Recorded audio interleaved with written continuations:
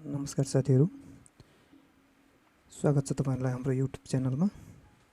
यस भिडियोमा म तपाईहरुलाई AutoCAD मा फाइल सेभ एज गर्दा अथवा ओपन गर्दा हुने एउटा समस्या जुनमा चाहिँ डायलग बक्स आउँदैन। जस्तै तपाईले यहाँनेर गएर यो एप्लिकेसन मेनुमा गएर सेभ एज मा क्लिक गर्नुभयो भने यहाँनेर तपाईको विन्डो नआइकन यहाँनेर कमान्डको फर्ममा यसरी AutoCAD ले देखाउँछ।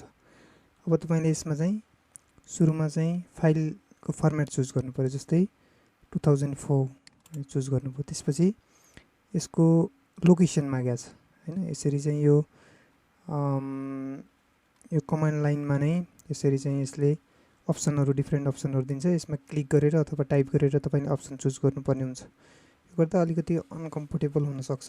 त्यो तपाईले अर्को फर्मेटमा जुन डायलग बक्स युज गरेर काम गर्नु भएको छ भने त्यसलाई कसरी सल्भ गर्ने भन्ने कुरा म देखाउन गएको छु। यो समस्या समाधान गर्नको लागि तपाईले जुन AutoCAD मा फाइल डाए भन्ने कमान्ड छ अथवा अप्सन छ, FILEDIA टाइप गरेर इन्टर गर्नुस्। यसको भ्यालु 2 वटा हुन्छ। जस्तै मेरो कम्प्युटरमा यसको भ्यालु अहिले 0 सेट भएको छ। 0 सेट हुँदा त्यो जुन डायलग बक्स आएन अथवा चाहिँ त्यो तपाईले चुज गर्ने अप्सनको फर्ममा आयो भने अब यसको भ्यालु तपाईले 1 टाइप गर्नुभयो भने 1 इन्टर गर्नुस्। त्यो कमान्डको काम सकियो। अब यसपछि तपाईले सेभ एज गर्नुभयो। एप्लिकेसन मेनुमा गएर सेभ एज गर्नुभयो भने अब यो तपाईलाई यहाँनेर यो विन्डोको फर्ममा आउँछ। हामीले खोजेको यही नै हो। जस्तै फाइल गर्नुभयो, त्यसपछि ओपन गर्नुभयो भने पनि त्यो विन्डोको फर्ममा अब यो तपाई माइ कम्प्युटरमा जाने कहाँ जाने तपाईको फाइल लोकेसन चुज गरेर ओपन गर्न सक्नुभयो।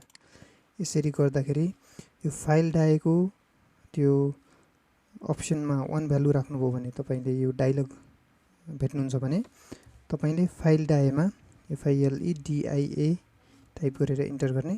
यसमा 0 भ्यालु टाइप गरेर 0 इन्टर गर्नुभयो भने अब तपाईले सेभ एज गर्दा अथवा फाइल ओपन गर्दा एप्लिकेसन मेनुमा गएर सेभ एज गर्यो भने यहाँनेर यो अप्सन चुज गर्ने यो अप्सनमा जानुहुन्छ।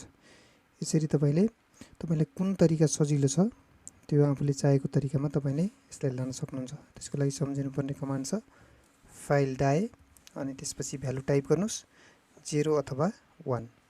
1 भ्यालुले डायलग बक्स निकाल्छ भने 0 भ्यालुले चाहिँ अप्सन चुज गर्ने त्यो मोडमा AutoCAD ले लग्छ। यस्तै अन्य महत्त्वपूर्ण जानकारीको लागि हाम्रो YouTube च्यानललाई हेर्दै गर्नु होला। यो भिडियो अन्तिमसम्म हेर्दिनु भएकोमा धेरै धेरै धन्यवाद।